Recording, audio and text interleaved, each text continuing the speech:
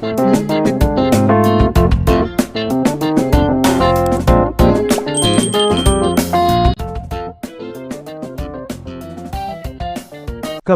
2941. Hindi na nagtago si James at mahinahong naglakad palapit sa kanila. Lumingon ang tatlong tao kay James at inalam ang kanyang cultivation rank. Ang isa sa mga lalaking nakasuot ng gintong robe ay mukhang mga 40 taong gulang. Tinitigan niya si James at sinabing, "Binata, ika-10 stage sage pa lang. Napunta ka na sa Great Wilderness. May death wish ka ba?" Lumapit si James. Pinagsalikop ang kanyang mga kamay. At magalang na binati sila. "Pagbati sa iyo." Pagkatapos ng maikling bati sa kanila, sinabi niya, "Narito ako, ngunit wala pa akong nakasalubong na mabangis na hayop. Ang Great Wilderness ay mukhang hindi kasing delikado gaya ng binanggit ng mga alamat." Sinabi ng lalaking nakasuot ng ginto, "Ba, ano ang alam mo? Wala ka namang na-encounter dahil lahat sila ay nagtatago." Lumapit si James at umupo sa isang malaking bato. Tumingin siya sa grupo. Pagkatapos ay nagtanong, "Bakit sila nagtatago?" "May isang insidente mga 30,000 taon na ang nakalilipas." Ungol ng lalaking nakasuot ng gintong damit. Naintriga sa kanyang mga salita. Sinubukan ni James na pindutin ang mga detalye. "Maaari mo bang sabihin sa akin ang higit pa tungkol dito?" Ang lalaking nakasuot ng gintong damit ay tumingin kay James at nagtanong, "Nakarating ka na rin ba sa Great Wilderness para sa mana ng malevolent demon?" Nagulat si James sa sinabi niya. Wala siyang ideya kung sino ang malevolent demon. Nakarating lang siya sa Great Wilderness dahil sinusundan niya si Saint. Nagsimulang magtaka si James kung konektado ba ang malevolent demon kay Thea. Ngumiti sa kanya ang isang lalaking naka-blue robe. "Ang lakas ng loob mong pumunta dito. Pwede ko bang malaman ang pangalan mo at saang sekta ka galing?" Agad namang sumagot si James. "Ang pangalan ko ay James Caden at hindi ako mula sa anumang sekta." Nagpakilala ang lalaking nakasuot ng golden robe. "Ako ang pinuno ng mga Liman mula sa Eidolon Realm. Ang pangalan ko ay Sean Liman.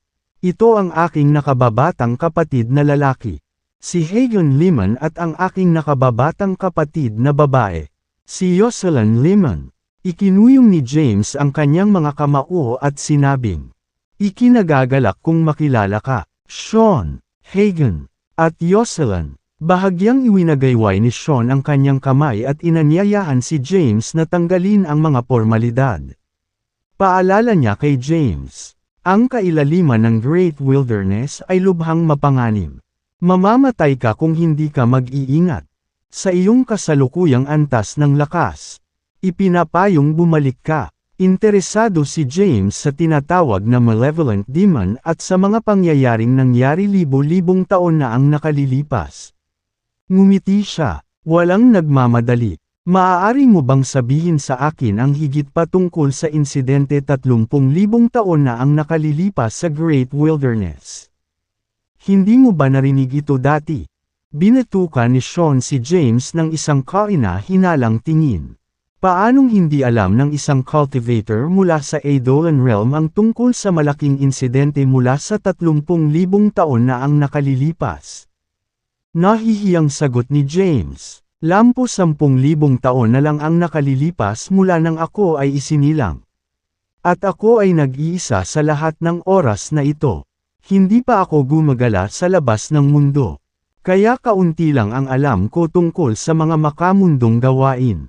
Bagamat natukoy ng 3 miyembro ng Liman ang ranggo ng paglilinang ni James, hindi nila makumpirma ang edad ni James. Sa makatuwid, nagulat sila nang malaman na si James ay ilang 10,000 taong gulang lamang. Ang katotohanan na naabot niya ang kanyang kasalukuyang ranggo sa paglilinang sa edad na ito ay sapat na upang maiuri siya bilang isang henyo. Nang makitang interesado si James, ipinaliwanag ni Hagen, ang Great Wilderness ay palaging ang pinakadelikadong lugar sa Eidolon Realm. Nabalitaan na ang hindi mabilang na mga halimaw ay gumagala sa Great Wilderness. At ang mga halimaw na naranggo ng emperador ay gumala sa kalaliman nito 30,000 taon na ang nakalilipas. Isang demonyo ang lumitaw sa pinakamalalim na bahagi ng Great Wilderness mga 30,000 taon na ang nakalilipas. Maaaring kontrolin ng demonyong ito ang mga halimaw at inutusan silang salakayin ang mga lungsod, na nagresulta sa hindi mabilang na mga casualty. Noon, ang pinakamalaking sekta ng Edolan Realm, Paragon Sect, ay nakipagsanib puwersa sa 5 pangunahing akademya ng Edolan Realm para malutas ang problema. Maraming powerhouses mula sa iba't ibang sekta ang ipinadala sa kailaliman ng Great Wilderness upang supilan ang demonyo. Ito ay isang mahusay na digmaan na tumagal ng 3,000 taon at nagdulot ng malaking pagkawasak sa ating mundo. Nang marinig ito, nagtanong si James, ano ang sumunod na nangyari? Ano ang resulta ng labanan? Normal para sa mga pambihirang powerhouse na lumaban sa loob ng libo-libong taon. Gayunpaman, mas interesado si James sa mga resulta ng nabanggit na labanan. Hinala ni James na ang malevolent demon na binanggit nila ay ang asawa niyang si Thea. Sumingit si Sean, na nagsasabing, ang labanan ay nagpatuloy sa libo-libong taon. At ang 5 pangunahing akademya at iba't ibang sekta ay dumanas ng matinding pagkatalo. Kahit na ang pinakadakilang cultivator ng Edolan Realm, ang pinuno ng Paragon Sect, ay nasugatan ng husto. Pagkatapos ng labanan, inihiwalay niya ang kanyang sarili para gamutin ang kanyang mga sugat at hindi na nagpakita noon pa man. Tanong ni James, paano ang malevolent demon? Anong nangyari sa kanya? Sinagot siya ni Jocelyn. It's speculated that countless of the Great Wilderness, ang mga halimaw at ang kanilang pinuno, ang malevolent demon, ay pinatay. So patay na siya. Natigilan si James. Tumango si Sean at sinabing, yan ang sinasabi ng mga chismis. Ipinagpalagay ng lahat sa Edolan Realm na patay na ang malevolent demon. Ngunit kumalat ang balita na siya ay buhay pa at nasugatan lamang noong nakaraan. Dahil malapit na siyang magwakas, naghahanap siya ng magmamana ng kanyang legacy. Matapos kumalat ang balita, maraming powerhouse ang nagbuwis ng kanilang buhay upang maabot ang kailaliman ng Great Wilderness. Matapos makinig kay Sean, halos naunawaan ni James ang nangyari. Gayunpaman, hindi pa rin siya sigurado kung paano konektado si Zaint at ang malevolent demon. Ang malevolent demon nga ba ay asawa niya si Thea? Dumating ba si Thea sa Edolan Realm ilang libong taon bago siya? Sa lakas ni Thea, ganap niyang nagagawang maging isa sa pinakamalakas na tao sa mundong ito. Nahulog sa malalim na pag-iisip si James. Pagkaraan ng ilang sandali, nagtanong siya, ang malevolent demon ba ay talagang patay o buhay? Sino ang nagpakalat ng balitang ito? At gaano ito maaasahan? Napailing silang tatlo. Wala ni isa sa kanila ang nakakaalam kung may katotohanan ang mga chismis sa kanila. Dumating ang tatlo sa Great Wilderness dahil ang kanilang pamilya ay nakasakit ng isang mabigat na kaaway. Ang tanging paraan upang malutas ang kanilang krisis ay sa pamamagitan ng pagkuha ng mana ng malevolent demon. Kung hindi, ang mga liman ay mapapahamak. Tumingin si Sean kay James at sinabing, James, ang malevolent demon ay isang quasi-emperor. Bagamat nasa ranggo lang siya, naabot na niya ang 9th tribulation ng quasi-emperor rank. Kung siya ay tunay na buhay at naghahanap ng kahalili, hindi siya pipili ng magsasaka sa sage rank. Ang Great Wilderness ay puno ng mga panganib. Kaya dapat kang umalis sa lalong madaling panahon. Marahang udyok ni Sean kay James. Ngumisi si James at sumagot. Hindi ako pumunta para sa mana ng malevolent demon.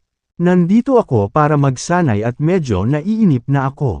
Handa akong ipagsapalaran ang aking buhay sa paghahanap ng ilang kaguluhan.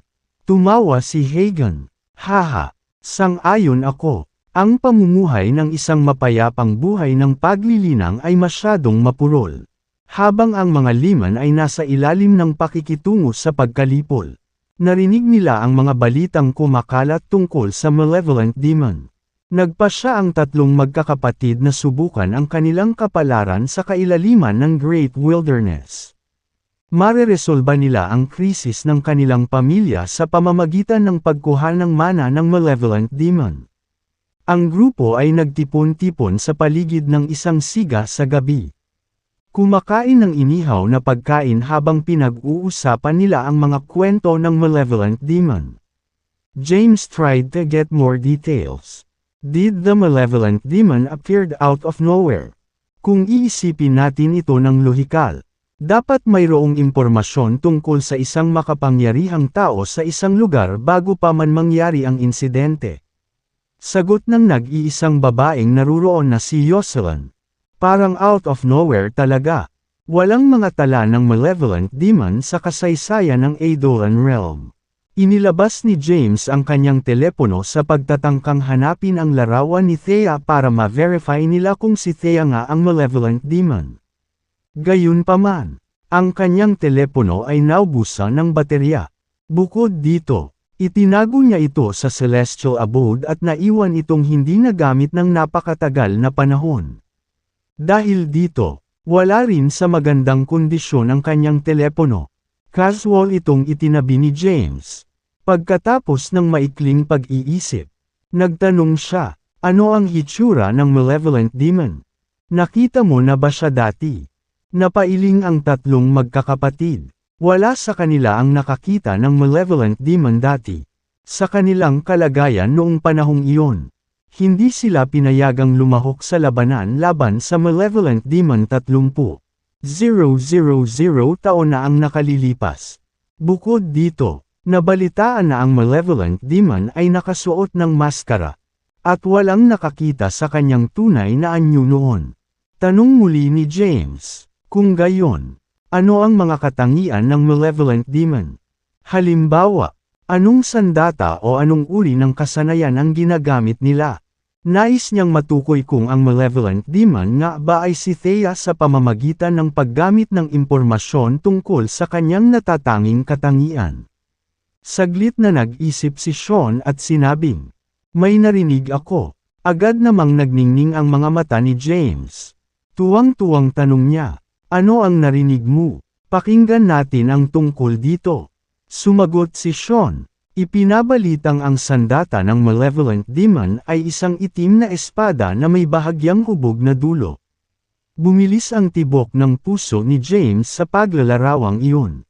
Gayunpaman, gumanti si Hagen. Hindi tama iyan. Nabalitaan na ang malevolent demon ay gumagamit ng ilang kakaibang karayom.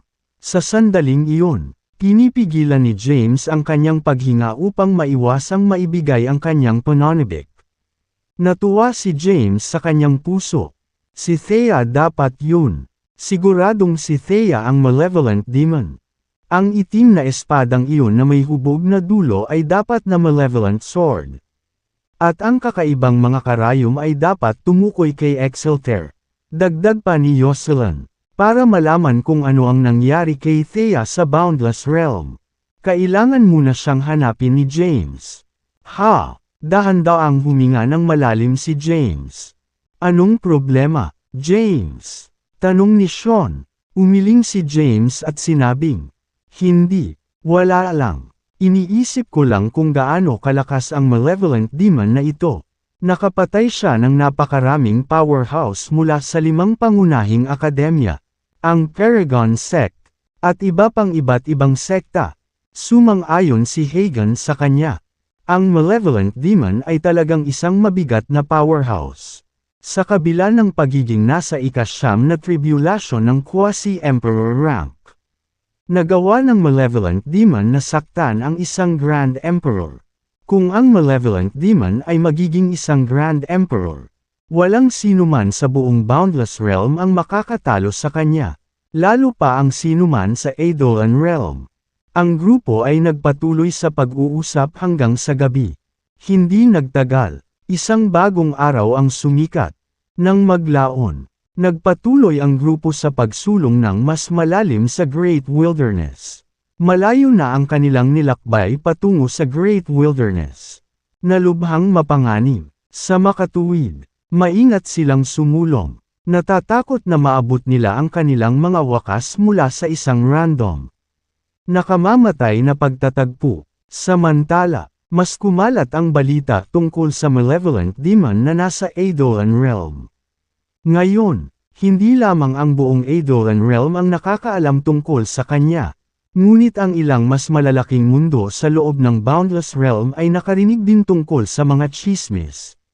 Maraming mga powerhouse ang lumahok sa paghahanap upang subukan ang kanilang kapalaran sa pagkuha ng mana ng malevolent demon. Pinagpatuloy ni James at ng tatlong magkakapatid na Liman ang kanilang pakikipagsapalaran ng magkasama. Sa una, wala silang nakatagpo na iba sa loob ng Great Wilderness. Makalipas ang isang buwan, marami pa silang nakasalubong. Ang mga taong nakilala nila ay napakalakas at nasa divine rank at higit pa. Pumasok na rin sila sa Great Wilderness na umaasang makuha ang mana ng malevolent demon. Gayunpaman, hindi pa rin sila natitisad sa anumang mga halimaw. Lalo pa ang malevolent demon. Magkasamang naglakbay sina James at ang mga Liman sa loob ng isa pang buwan. Sa kalaunan, sa wakas ay nakarating sila sa pinakamalalim na bahagi ng Great Wilderness. Nakarinig ako ng labanan. Huminto si Sean sa kanyang mga hakbang at itinuro kung saan nanggagaling ang tunog. Itinuro niya sa harap nila at sinabing, "Nanggagaling ito sa unahan natin." Mabilis na umabant ang apat. Pagkaraan ng ilang sandali ay nakarinig sila ng malakas na kalabog. Sa di kalayuan, isang lalaki at babae ang nakipag-away sa matinding labanan. Ang babae ay walang iba kundi si Zane. Nakilala rin ni James ang binata. Ito ay ang young master ng Elixir Pavilion.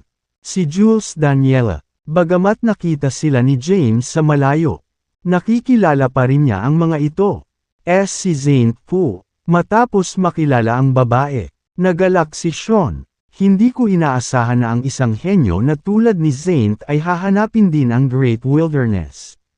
Saglit na nag-isip si Hagan at sinabing, may mga chismis na nagsasabing si Zane ay inilabas sa kailaliman ng Great Wilderness ng Great Elder ng Paragon Sect. Ipinapalagay na ang nanay ni Zane ay isang kasambahay na naglilingkod sa malevolent demon.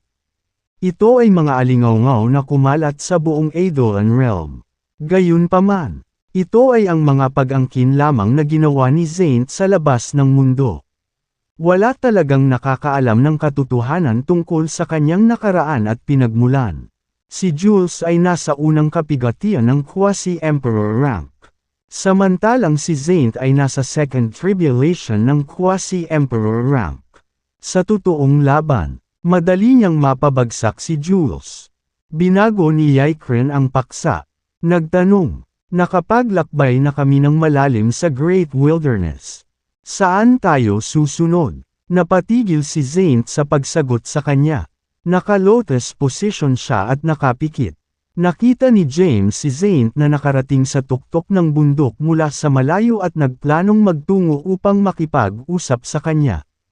Ang kanyang anyo ay kumikislap, at siya ay lumipad patungo sa bundok. Pagdating niya sa bundok, sinigawan siya ni Yikren. Tumigil ka dyan. Ikan-away ni Yikren ang kanyang kamay. At isang malakas na puwersa ang dumaan kay James. Si Yikren ay hindi isang quasi-emperor. Ngunit siya ay nasa ikatlong yugto ng divine rank. Sa sandaling lumitaw si James. Alam niya kaagad na nasa sage rank lang si James. Hindi siya nagpakawala ng isang nakamamatay na pag-atake ngunit kumilos lamang upang pigilan si James. Kahit na ito ay isang magaan na pag-atake, ang kanyang puwersa ay naglalaman ng malaking lakas. Hindi nakayanan ni James ang suntok at pinalipad siya. Bumagsak siya sa lupa sa di kalayuan at dumura ng isang subo ng dugo. Napamura si Yikren. Napakaraming langaw ang nagsisikap na makalapit kay Zane sa mga araw na ito. Mas pinili ni Zayn na iwasan ang paghawak ng mga problema at masaya na nalutas ni Yikren ang karamihan sa mga problema para sa kanya. Hindi man lang niya sinulyapan si James. Na pinalipad, lumapit si Yikren kay James. Akmang tatayo na si James sa lupa ay may natapakan na paa. Tinapakan ni Yikren ang dibdib ni James. Nagpumiglas si James na makawala. Ngunit may malaking agwat sa lakas sa pagitan nila ni Yikren. Nakaramdam si James ng matinding sakit sa kanyang dibdib. Pagbaba ng ulo, tumingin si Yikren kay James. Hindi mo ba alam kung gaano ka kaina? Nasa sage rank ka lang. Gusto mo pang makita si Zayn. Dapat may death wish ka. Nagnganga ang mga ngipin ni James at pinandilatan si Yikren. Itinaas ni Yikren ang paa at sinipa si James. Pinalipad na naman si James. Ang kanyang katawan ay nag-zoom sa hangin at bumagsak sa lupa. Boom! Isang malaking siwang ang nabuo sa lupa. Nagpumiglas si James palabas ng siwang at pinunasan ang dugo sa gilid ng labi niya. Sa sandaling iyon, lumakad ang magkapatid na Lemon kay James. Natuklasan ni James na ang malevolent demon ay si Thea. Ngunit siya ay walang alam sa kanyang kinaroroonan. Dahil anak niya si Zayn. Malamang alam niya kung nasaan si Thea. Gayunpaman, hindi nakahanap ng pagkakataon si James na makausap si Zayn at magtanong tungkol kay Thea.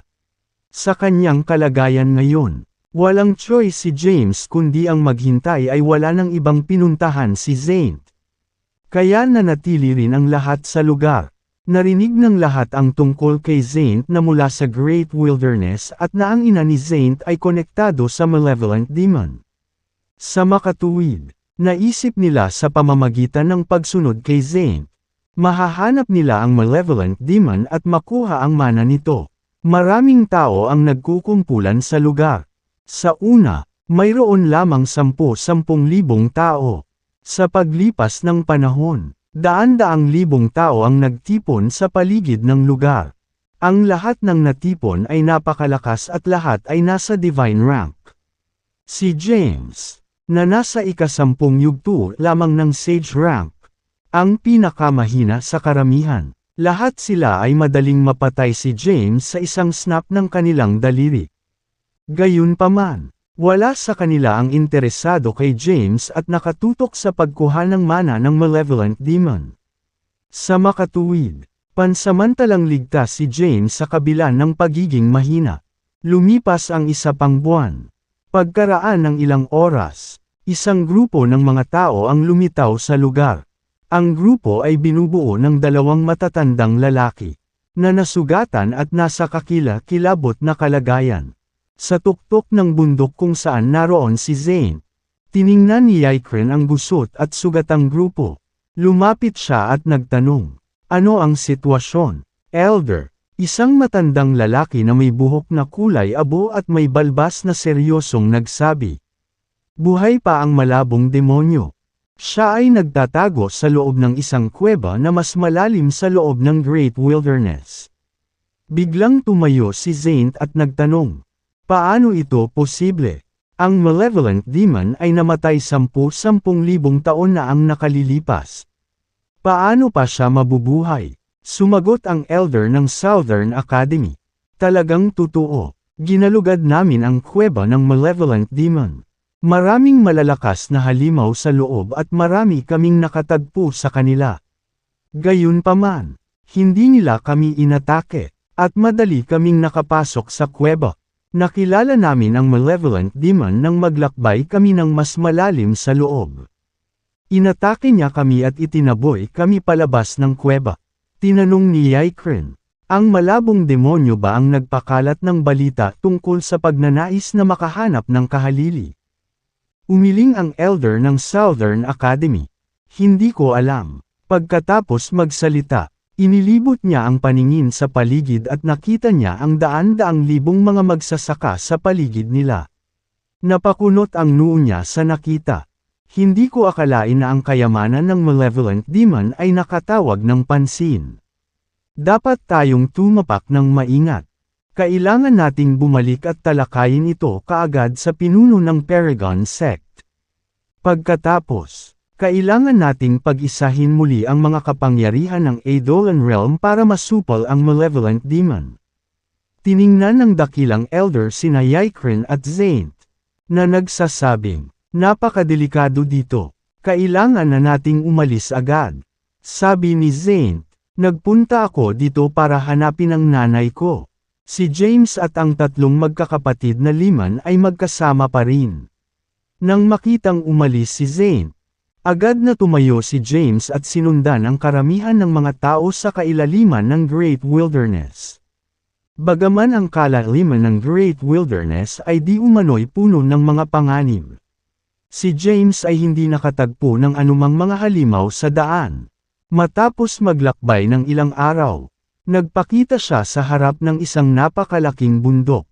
Ang bundok ay daan-daang libong metro ang taas, at ang taluktok nito ay hindi nakikita. Sa tuktok ng bundok ay isang napakalaking bato na may ilang matingkad at sinaunang mga salita na nakaukit dito na may nakasulat na Malevolent Demon Residence.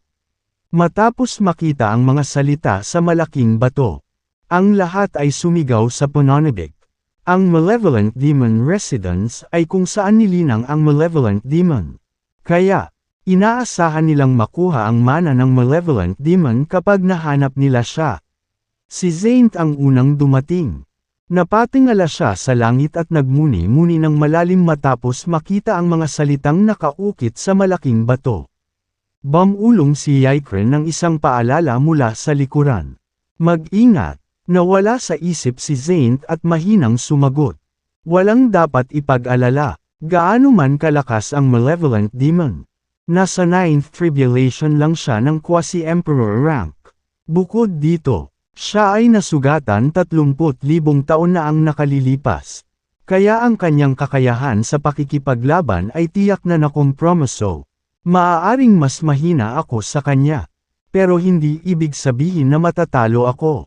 Sa kabila ng kanyang mga nakakapanatag na salita, talagang nag-aalala si Zaint sa kanyang ina. Alam na alam niya ang nangyari sa kanyang ina. Bagamat hindi gaanong alam ni Zaint ang kanyang ina. Alam niyang ang kanyang ina ay dumanas ng energy deviation at nawala ang kanyang rasyonalidad. Hindi sigurado si Zaint kung makikilala ng Malevolent Demon ang sarili niyang anak. Dahan-dahan siyang bumaba mula sa langit at bumagsak sa lupa. May pader na bato na may tarangkahan at mga mahiwagang salita ang nakaukit. Naglakad si Zaint patungo sa tarangkahang bato. Itinaas niya ang kanyang kamay. At isang malakas na puwersa ang nagtulak sa pinto. Pagkabukas ng gate na bato, dali-dali siyang pumasok. Sa oras na napagtanto ni Yikrin ang nangyari, sumugod na si Zaint sa tarangkahang bato. Hinabol niya ito ngunit kalaunan ay nawala na siya ng malay kay Zaint. Ano ang ginagawa niya? Kumunot ang noo ni Yikrin. Hindi niya moari kung bakit gustong iwasan siya ni Zaint. Ang Malevolent Demon Residence ay isang kuweba kung saan nilinang ni Thea. Ang mga landas sa loob ng kuweba ay umaabot sa iba't ibang direksyon. Si James ay random na pumili ng isang landas at mabilis na lumipat dito. Pagkaraan ng ilang sandali sa paglalakbay, may nakasalubong siyang ibang mga tao. Ang mga taong ito ay pinagsama-sama sa isang grupo at nagsimulang magsalita sa mababang boses. Ito ay dapat na isang formation na itinakda ng Malevolent Demon. Malamang sinusubok niya tayo. Kailangan nating sirain ang Pormasayon bago natin makuha ang kanyang mana. Baka may gusto ka. Ganon dapat. Ang Malevolent Demon ay isa sa mga pinakadakilang powerhouse ng Eidolon Realm. Hindi pa siya naging Grand Emperor. Ngunit nagawa niyang masaktan ng gusto ang isa. Makatuwiran na gusto niyang maging mahusay ang kanyang kahalili sa lahat ng aspeto. Medyo malakas ang formation na ito. Paano natin ito malalampasan? Maraming powerhouses ang nagsama-sama. Habang papalapit si James ay narinig niya ang kanilang daldalan. Noon lang niya napagtanto na may isang pormasyong nakaharang sa daraanan. Kailangan niyang basagin muna ang Pormasayon kung gusto niyang umaban pa. Nagulat si James nang makita ang dalawang pamilyar na tao. Ang isa ay si Zane, at ang isa ay si Yikrin. Maraming tao ang nauuna sa kanya, at hindi siya makasiksik sa karamihan. Kaya, kailangan niyang maghintay sa likod. Gayunpaman, binigyang pansin niya ang lahat ng nangyayari sa hinaharap. Sa harapan ay may isa pang tarangkahang bato na nakaharang sa makukulay na sinag ng liwanag. Ang mga sinag ng liwanag ay nagsalubong at nagsasapawan, na bumubuo ng isang kamangha-manghang tanawin. Samantala, may ilang tao na nakahandusay sa lupa. Ang mga taong ito ay walang kamalayan sa pagbuo at nasugatan ng sinubukan nilang sumulong ng mabilis. Sa pagkakataong iyon, lahat ay nakatingin sa bawat kilos ni Zane. Si Zane ang pinakamalakas sa kanila. At kung sino man ang makakasira sa pormasayon, tiyak na siya iyon. Napatingin si Zane sa pormasayon na nasa harapan nila. Nang makita ang napakaraming tao sa paligid niya, namuo ang pagsimangot sa mukha niya. Ayaw niyang sundan siya ng mga ito sa pinakamalalim na bahagi ng kuweba para makasalubong ang malabong demonyo. Hindi ko masira ang formation. Tumingin siya sa mga tao at walang magawang sinabi. Imposibleng pumunta pa sa daanan na ito. Dapat tayong maglibot upang tingnan kung may iba pang mga daanan. Sa kabila ng kanyang payo na maghanap ng ibang ruta, nanatili si Zane sa lugar. Nang makita nilang nanatili siya sa lugar, tumanggi din ang mga tao na maghiwa-hiwalay. Si Zane ay may time na ekspresyon. Nang makitang walang tumatalikod, nagsimula siyang mag-isip kung paano aalisin ang karamihan. Pagkaraan ng ilang sandali ay pinagmasdan niyang mabuti ang pormasayon. 1/3.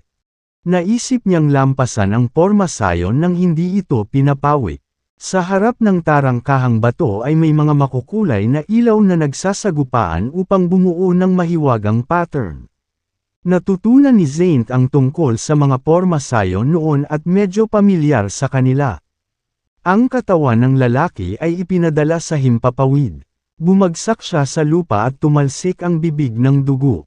Siya ay malubhang nasugatan sa kabila ng pagiging nasa ikatlong yugto ng divine rank. Nang makita ang pormasayon na nasaktan ang isang powerhouse na tulad niya. Ang iba ay hindi nang ahas na pasukin ang pormasayon nang walang ingat. Si Yikrin ay nakatayo sa harapan ng pormasayon at pinagmasdan ito ng may pag-iisip. Medyo may alam din siya tungkol sa mga pormasayon ngunit hindi masyadong bihasa dito.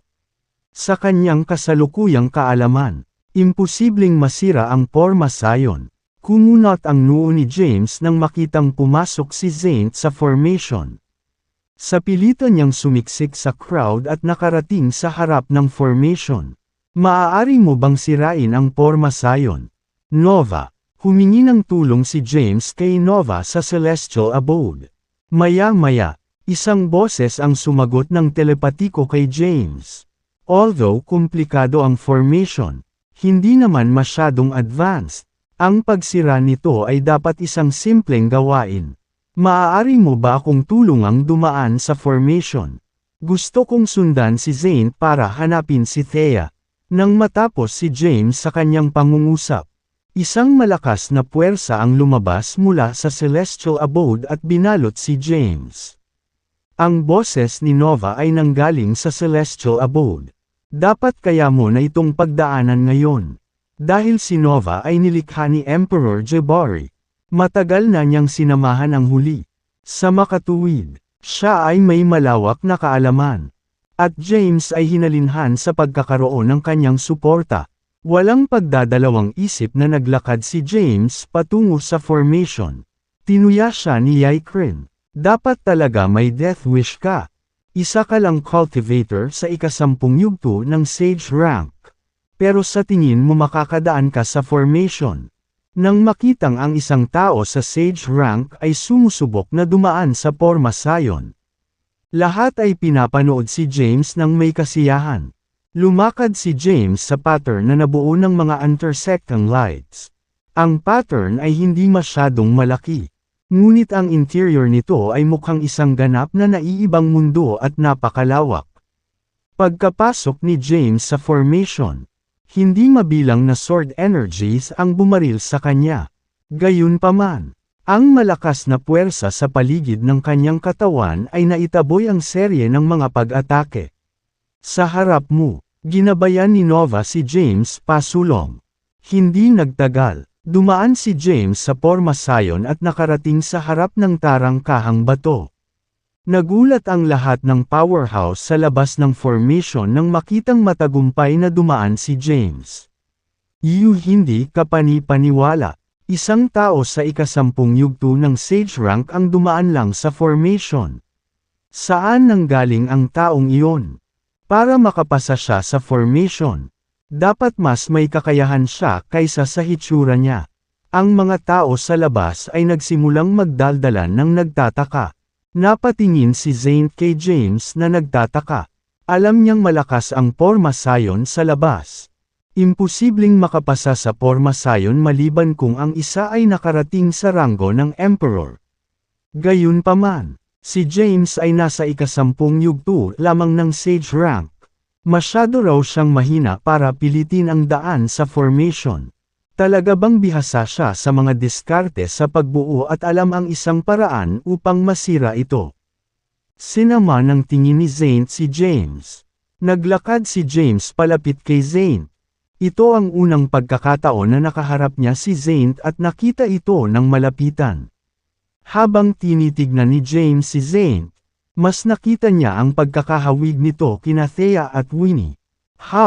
Huminga ng malalim si James para pakalmihan ang sarili. Hindi siya nang ahas na kumilos ng walang ingat. Alam niyang baka mabugbog siya kung sasabihin niya rito na siya ang kanyang ama. Pansamantalang tanong ni James, napunta ka ba para makita si Thea? Natigilan si Zane, napaatras ng ilang hakbang at maingat na tinitigan si James. Alam ba ng lalaking ito ang kanyang pagkakakilanlan? Bakit alam niya ang totoong pangalan ng Malevolent Demon? Walang nakakaalam ng pangalan ng Malevolent Demon.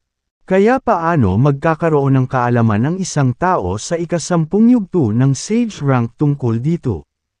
Nang makita niya ang reaksyon ni Zane, alam ni James na pamilyar si Zane kay Thea.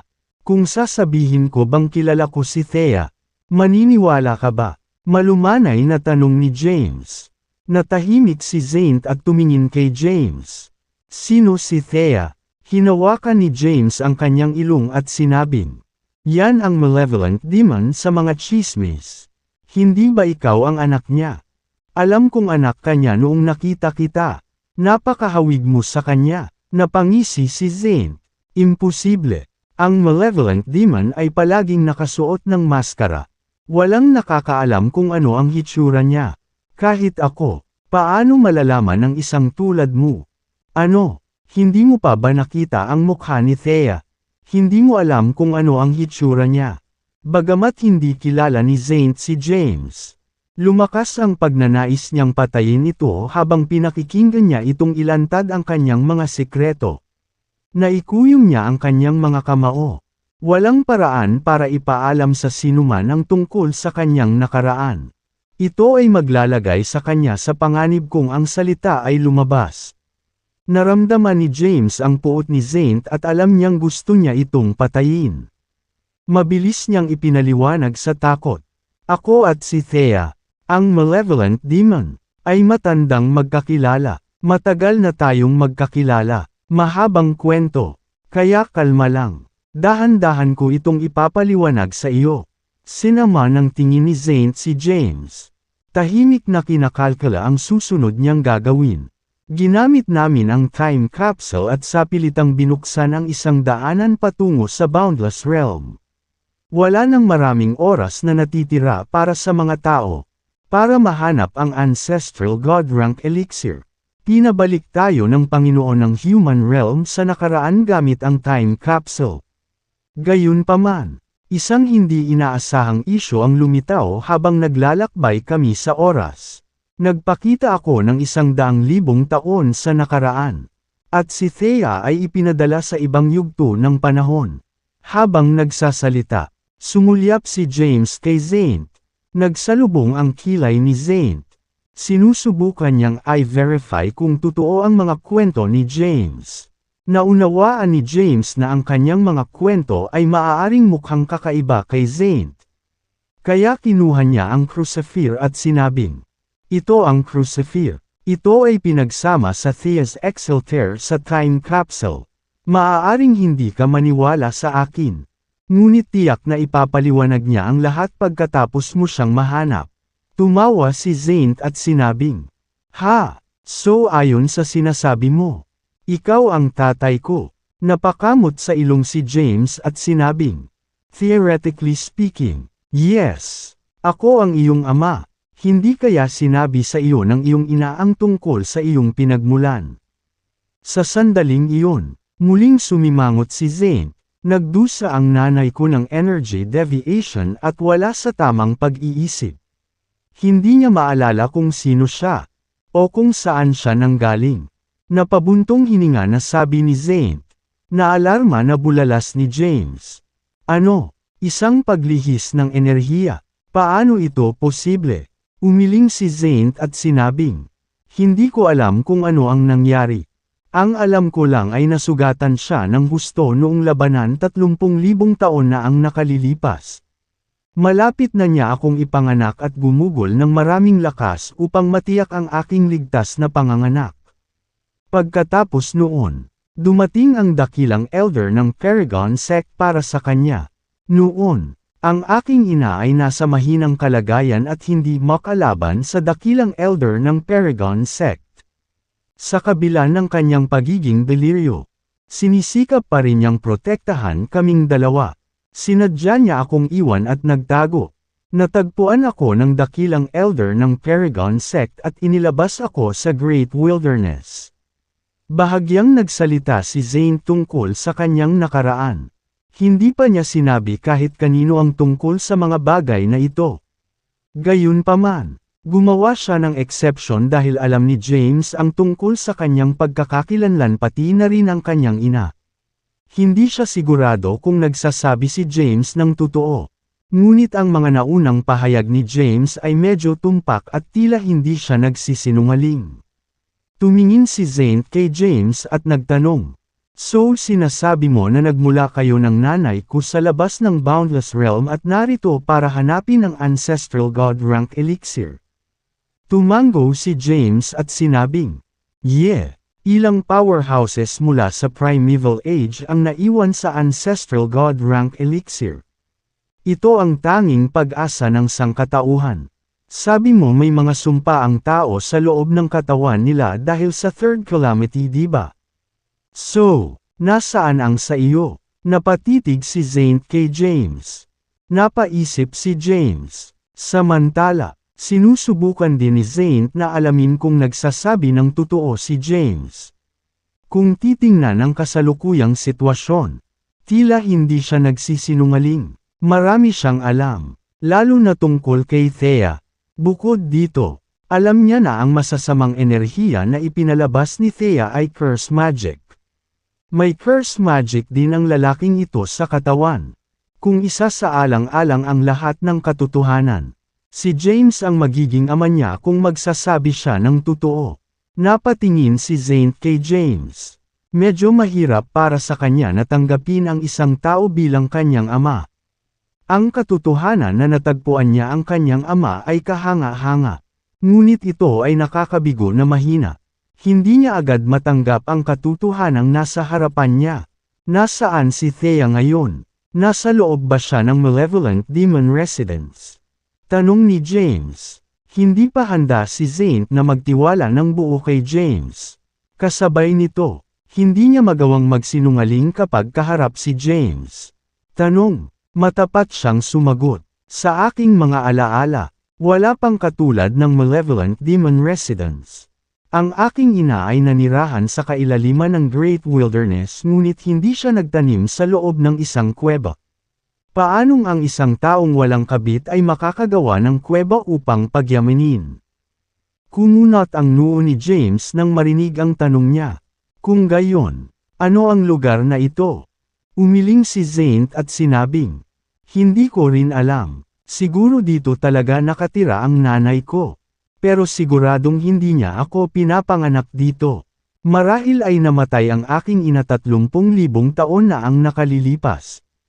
At may isang taong sadyang gumagamit ng kanyang pagkakakilanlan upang pukawin ang ilang gulo. May basehan ang mga haka-haka ni Zane. Napaisip siya saglit at sinabing, nababaliw na raw ang nanay ko. Kaya hindi niya masabi kung malapit na siyang mamatay. Hindi rin malamang na mag-alala siya tungkol sa kanyang natatanging kasanayan sa martial art na nawala sa oras at na siya ay nag-aagawan upang makahanap ng kahalili. Tungkol naman sa sabuatan sa likod ng lahat. Wala pang sagot dito si Zane. Gayunpaman, umaasa siyang hindi totoo ang mga tsismis. At maayos pa rin ang kanyang ina. Matapos malaman na may kaugnayan ito sa kanyang ina. Gusto niyang mapunta sa ilalim nito kahit na alam niyang maaaring ito ay isang wild goose chase. Tumingin si James kay Zane at nagtanong, ano ang susunod mong planong gawin? Tumingin si Zane kay James at sinabing, regardless of if your stories is true, this place is very dangerous. Wala ka pa sa divine rank. Kaya dapat kang umalis sa lalong madaling panahon. Feeling ko may masamang mangyayari. Hindi sigurado si James kung bakit nasa katawan na naman ni Thea ang curse magic. Pero buti na lang at immune na siya dito. Hanggat mahahanap niya si Thea, kaya niyang iwaksi ang sumpa sa loob ng katawan nito. Tumigil sandali si Zane. Pagkatapos ay nagmamadaling umalis. Samantala, nanatili sa pwesto si James. Ang kuweba ay puno ng hindi kilalang mga panganib at ang buong bagay ay malamang na isang bitag. Nakahinga siya ng maluwag na nandito si Zane. Kung ang mga bagay na ito ay natigilan maging si Zane, hindi siya magtagumpay sa kanyang lakas ng mag-isa. Pinili ni James na tumalikod at umalis. Umalis siya sa Malevolent Demon Residence at pansamantalang nagpahinga sa isang bulubundukin sa labas para hintayin si Zane. Samantala, ang dakilang elder ng Southern Academy at iba pang matatanda ay bumalik sa Southern Plains. Isang nasa katanghaliang gulang na lalaki ang nakaupo sa isang bato sa bangin sa likod ng bundok ng Southern Academy. Nakasuot siya ng beige na damit at mukhang mga 40 taong gulang. Gayunpaman, sa kanyang mukha ay isang hindi kanais-nais na puting balbas. Ang dakilang elder ay nagpakita sa bangin at magalang na binati ang lalaki. Punong guro, ang lalaking nasa katanghaliang gulang ay walang iba kundi ang isa sa 5 punong guro ng akademya. Isa rin siya sa 10 powerhouse ng Edolan Realm. Tinawag siyang Southern Reverend. Ang Southern Reverend ay nakaupo sa isang bato. Nakatingin sa mga bundok sa di kalayuan. Hindi siya lumingon para harapin ang dakilang elder ng Southern Academy habang mahinahon niyang itinanong. Paano nangyari? Sinabi ng dakilang elder, pinamunuan ko ang ilan sa mga elder ng Southern Academy sa kailaliman ng Great Wilderness at pumasok sa Malevolent Demon Residence. Nakilala namin ang Malevolent Demon sa loob. Buhay pa ba siya? Agad na tumayo ang Southern Reverend. Maingat na pinili ng Great Elder ang kanyang susunod na mga salita. Anong mali? Tanong ng Southern Reverend. Nag-isip sandali ang dakilang elder at sinabi, 10,000 taon na ang nakalilipas. Ang Malevolent Demon Residence ay hindi umiiral sa Great Wilderness. Wala siyang cultivation cave noon. Kaya saan nanggaling ang lugar na ito? Pumasok ako sa Malevolent Demon Residence kasama ang mga matatanda at nakasalubong ko ang isang misteryosong taong nakamaskara. Sa paghusga sa kanilang mga galaw at supernatural powers, ang tao ay malamang na ang Malevolent Demon. Biglang naging solemn na ang ekspresyon ng Southern Reverend. Matapos mag-isip ng ilang sandali, sinabi niya, hindi ko inaasahan na buhay pa pala ang Malevolent Demon. 30,000 taon na ang nakalilipas.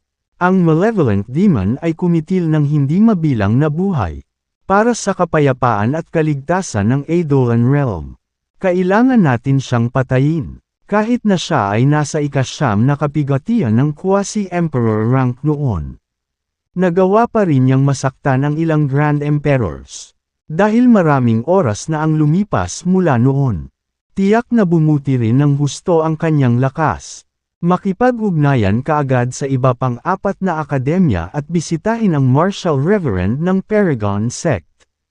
Ang dakilang elder ng Paragon Sect ay isa ring quasi-emperor. Gayunpaman, siya ay nasa second tribulation ng quasi-emperor rank at ang kanyang lakas ay katulad ni Zaint. Hindi lamang siya maaaring ituring na isang powerhouse sa Edolan Realm.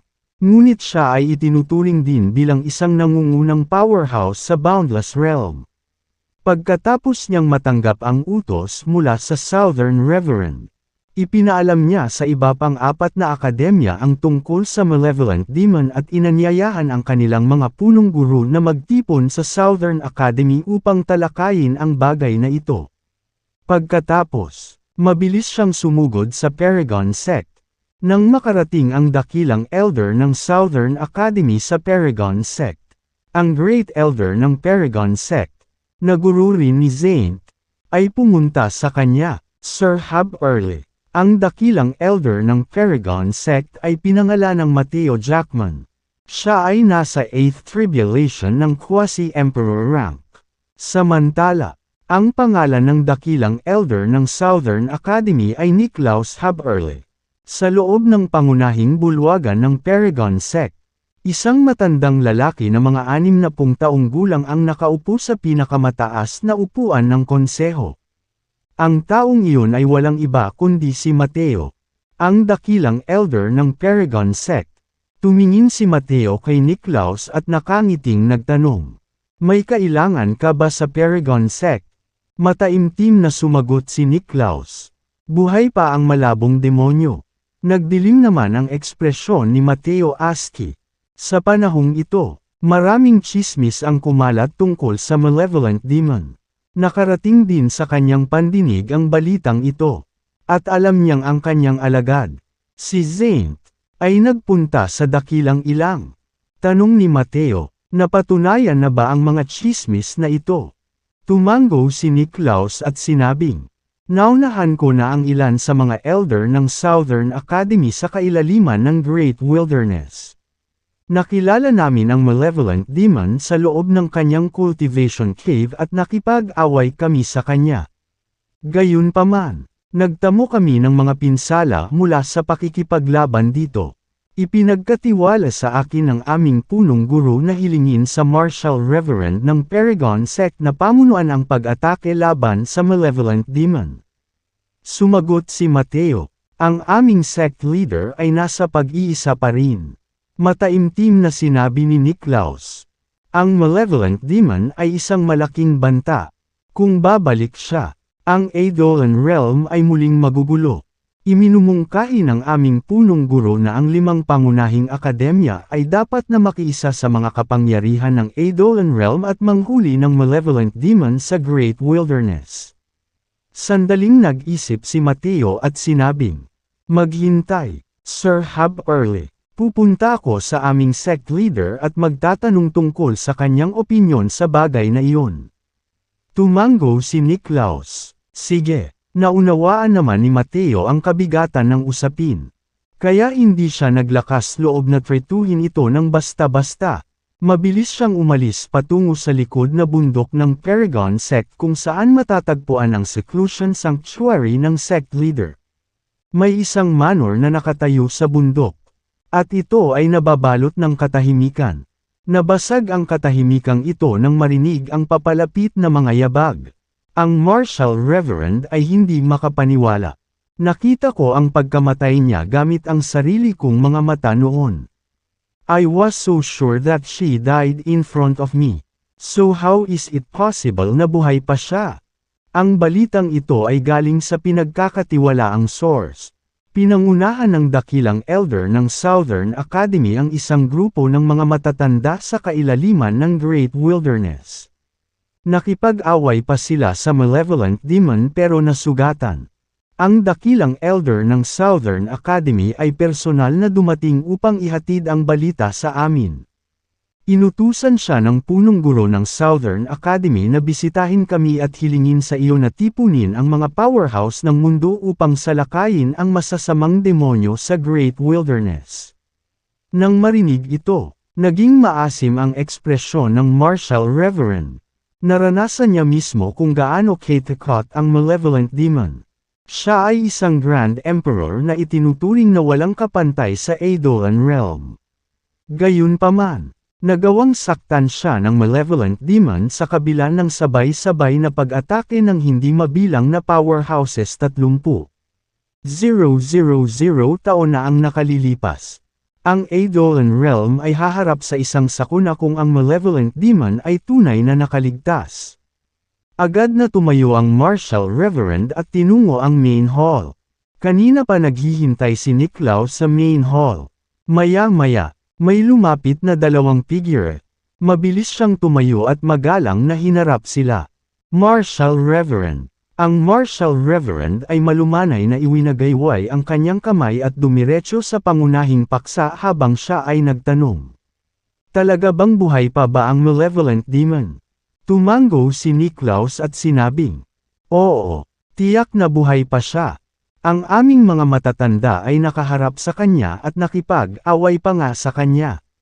Nang marinig ang kumpirmasyon, umupo ang Marshal Reverend. Nagpatuloy sa pagsasalita si Niklaus. Naihatid na namin ang mensahe.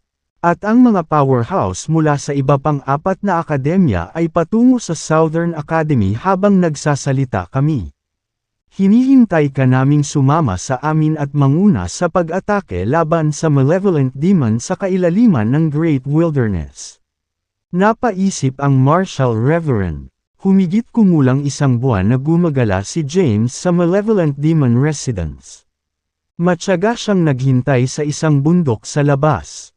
Sa panahong ito, nakita niya ang malaking bilang ng mga cultivator na lumilitaw sa kailaliman ng Great Wilderness at pumapasok sa malevolent demon residence. Gayunpaman, wala pa sa mga pumasok sa malevolent demon residence ang nakalabas pa. Hindi bababa sa 10 milyong cultivator ang nakapasok sa malevolent demon residence sa ngayon. Napatingin si James sa napakalaking bundok sa kanyang harapan. Naisip niya, gaano kalaki ang malevolent demon residence? Paanong walang lalabas na magsasaka na pumasok? Nagtataka ako kung may nangyari ba talaga. Habang nag-pop up sa isip niya ang posibilidad. Mabilis niyang itinanggi ito. Napakaraming magsasaka ang pumasok sa loob. Imposibleng may nangyari. Samantala, hindi mabilang na mga powerhouse mula sa Edolan Realm ang natipon sa Southern Academy. Ang Southern Academy ay isa sa 5 pangunahing akademya ng Edolan Realm. Itinuring silang isang pangunahing puwersa, bagamat wala silang mga Grand Emperors. Marami silang quasi-emperors at marami na malapit ng maging Grand Emperors. Ang pinuno ng Paragon Sect, ang Marshal Reverend, ay tumayo sa harap ng grupo. Siya ay isang Grand Emperor at naging pinuno ng 10 powerhouse ng Edolan Realm. Madali siyang itinuturing na pinakamalakas sa Edolan Realm. Sa kanyang lakas, talagang karapat dapat siyang tawaging pinakamalakas na magsasaka ng Edolan Realm.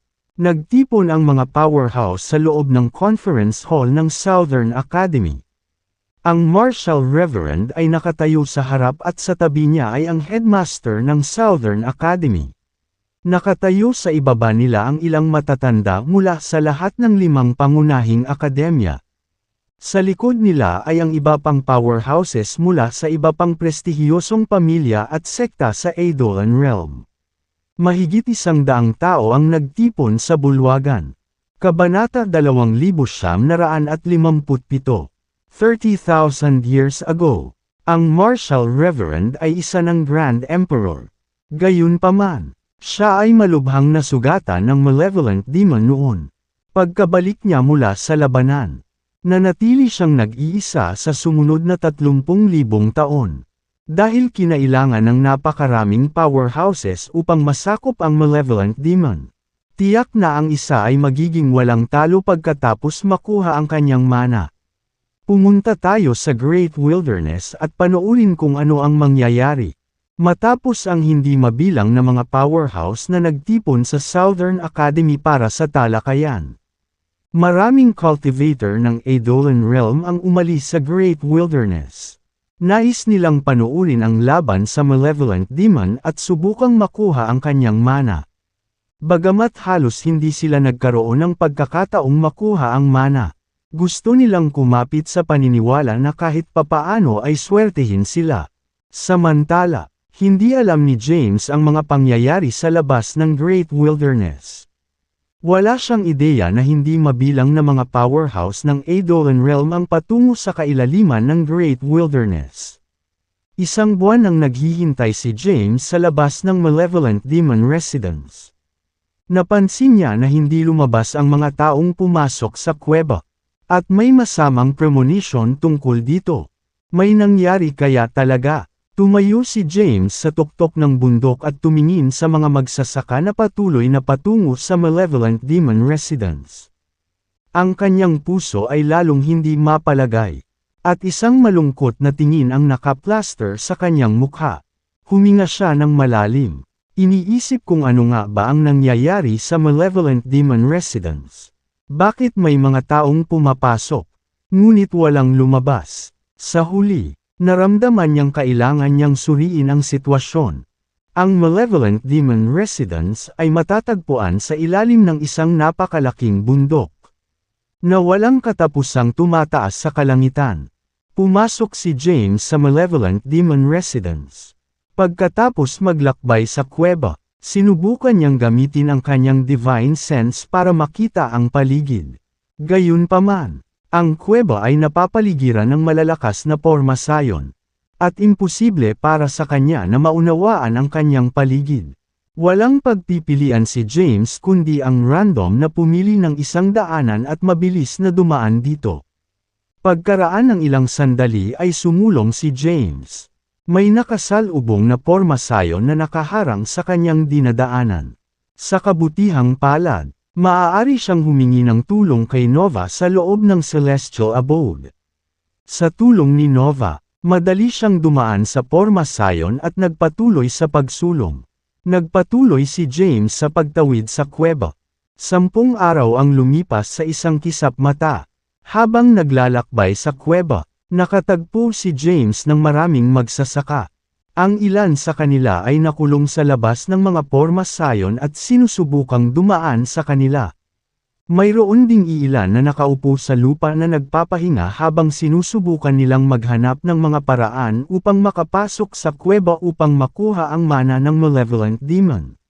Sa kabutihang palad para kay James, madali siyang nakalakbay ng mas malalim sa kuweba sa tulong ni Nova. Kabanata 2958. Bumalik si James sa kuweba dahil natakot siya na may nangyari kay Zaint sa Malevolent Demon Residence. Nang makitang ligtas at maayos si Zaint, napanatag ang kanyang puso sa paghusga sa kasalukuyang sitwasyon. Ang mga nakapasok sa Malevolent Demon Residence ay maayos. Lahat sila ay may kakayahang umalis ngunit ayaw nilang umalis. Lahat sila ay gustong pumunta ng mas malalim sa yungib at makuha ang mana ng Malevolent Demon. Matapos makumpirma ni James ang kagalingan ni Zaint, ipinagpatuloy niya ang pagmamasid sa mga pattern sa pader na bato. Ang mga pattern ay magulo at guluhin, at may nawawalang piraso sa gitna nito.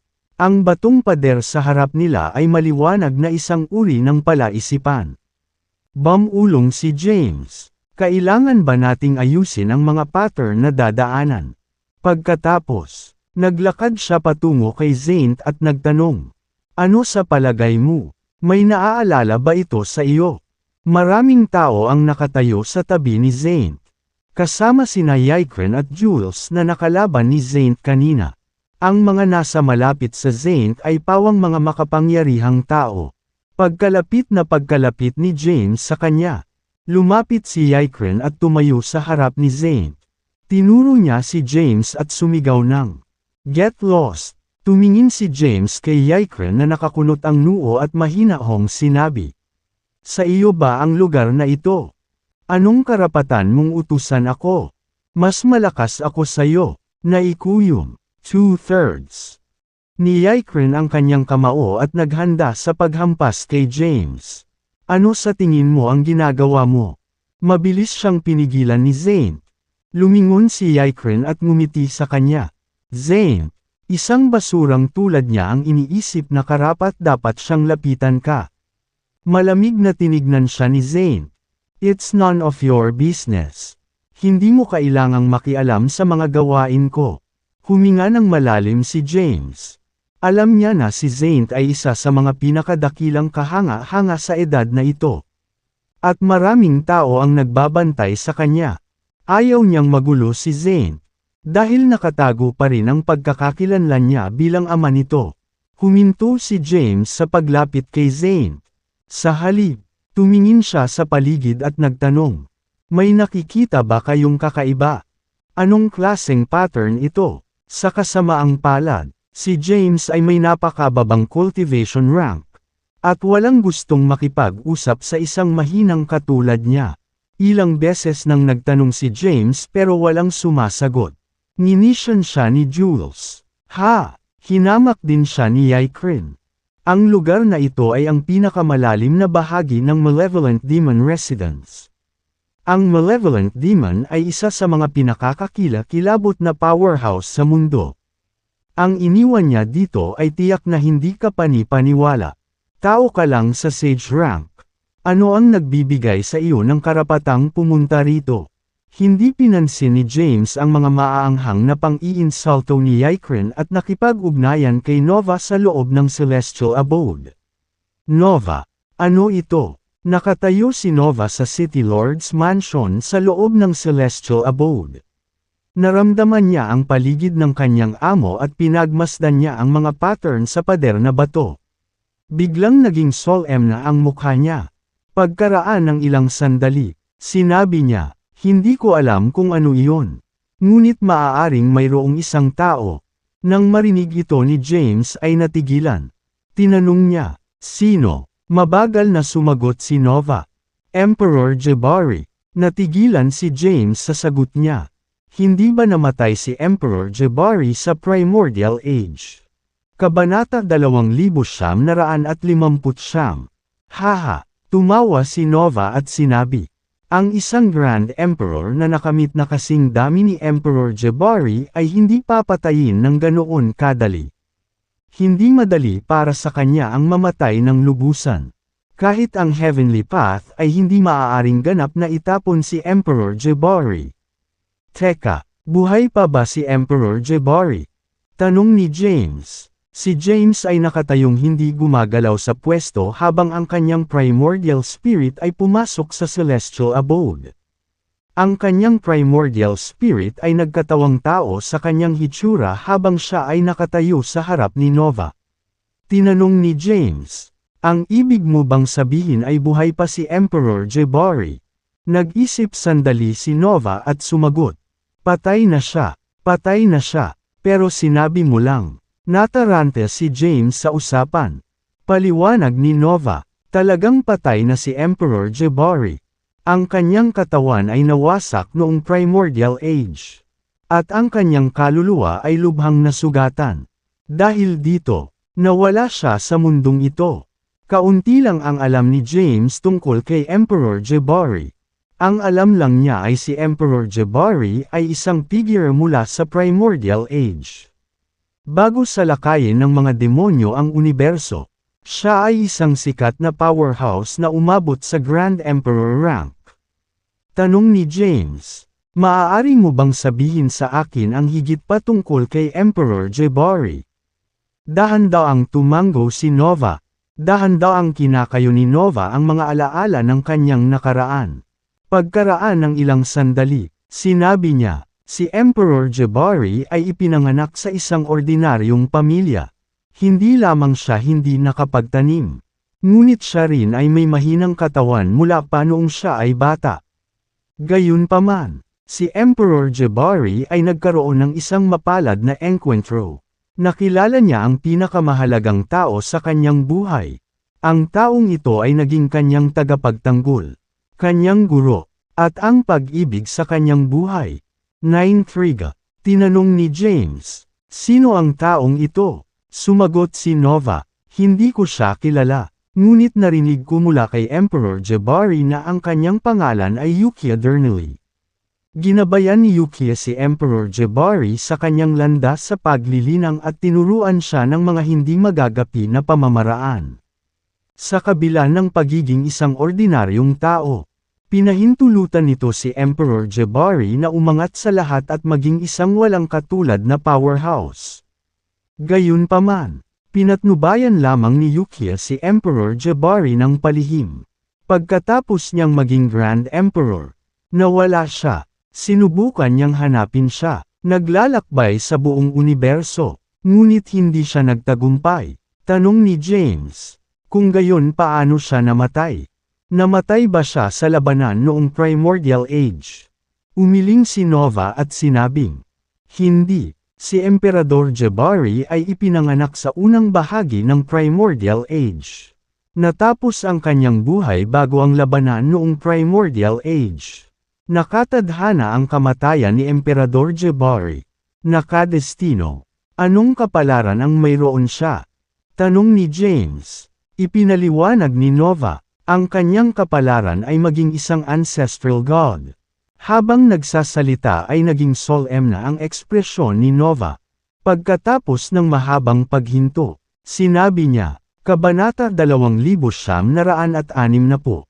Hindi inaasahan ni James na ang natitirang kaluluwa ni Emperor Jabari ay magsasama sa Celestial Abode. Matagal na niyang taglay ang Celestial Abode ngunit hindi niya alam ang katotohanan ito. Sabi ni Nova, ako lang sa universe ang nakakaalam nito. Maging si Sophie, na naninirahan sa Celestial Abode sa mahabang panahon, ay walang ideya na ang kaluluwa ni Emperor Jabari ay sumanib sa Celestial Abode. Napaisip si James. Pagkaraan ng ilang sandali, tinanong niya, kumusta na ngayon si Emperador Jabari? Sumagot si Nova, paano ko ito ilalagay? Tunay na patay na si Emperor Jabari. Ngunit isang maliit na bahagi ng kanyang kaluluwa ang nananatili sa Celestial Abode. Hanggat nabubuhay pa ang ilang bahagi ng kanyang kaluluwa. Maaga o huli ay bubuhayin siyang muli. Nabawi na ni Emperor Jabari ang ilang kapangyarihan sa simula. Gayunpaman, nakipag-ugnayan si Sophie sa mga paghihigpit ng Heavenly Path habang sinusubukan kang tulungan. At ang nalalabi ng kaluluwa ni Emperor Jabari ay lumilitaw upang ilihis ang nakamamatay na suntok ng Heavenly Path. Nagulat si James sa impormasyon. Hindi niya inaasahan na aatakihin si Sophie ng landas sa langit dahil sa pagtulong sa kanya. Namatay sana si Sophie kung hindi dahil sa mga labi ng kaluluwa ni Emperor Jabari. Halika, isasama kita para makita siya. Pagkatapos magsalita, nagsimula ng manguna si Nova. Sinundan siya ni James at naglakad sila ng malalim papasok ng lungsod. Hindi nagtagal, nakarating sila sa isa pang bakuran. Hindi pa nakakapunta si James sa lugar na ito. Bagamat siya ang may-ari ng Celestial Abode, ang kanyang lakas ay palaging hindi sapat upang makapasok sa mga lugar na ito. Isang nag-iisang mansyon ang nasa bakuran, napapaligiran ng kagubatan ng kawayan. Maya-maya, nakarating na sila sa pintuan ng mansyon. Nagtataka namang pumasok si James sa looban. Puno ng mga nalaglag na dahon ang lugar. At halatang matagal na itong huling naglinis. Tahimik na nakatayo ang isang estatwa sa looban. Ang rebulto ay inukit sa imahe ng isang gwapong lalaki sa edad na 30. Ang mga mata ng estatwa ay tumingin sa malayo. At ang kanyang mukha ay puno ng paghamak sa mundo. Lumapit si James sa rebulto at bumulong. Ito ba ang estatwa ni Emperor Jabari? Sa sandaling iyon, biglang gumalaw ang mga mata ng rebulto. Ilang sandali pa, dahan-dahang nag-transform ang rebultong bato bilang isang binata na nakasuot ng puting damit. Nang makita ito, magalang siyang binati ni Nova. Emperor Jabari. Alam na ang lalaking nasa harap niya ay si Emperor Jabari. Hindi nang ahas si James na magpakita ng anumang kawalang galang. Agad din niyang binati ang lalaki. Emperor Jabari. Mula nang makuha niya ang celestial abode ni Emperor Jabari, lubos siyang nakinabang dito at nakatulong ito sa kanya sa maraming mahihirap na sitwasyon.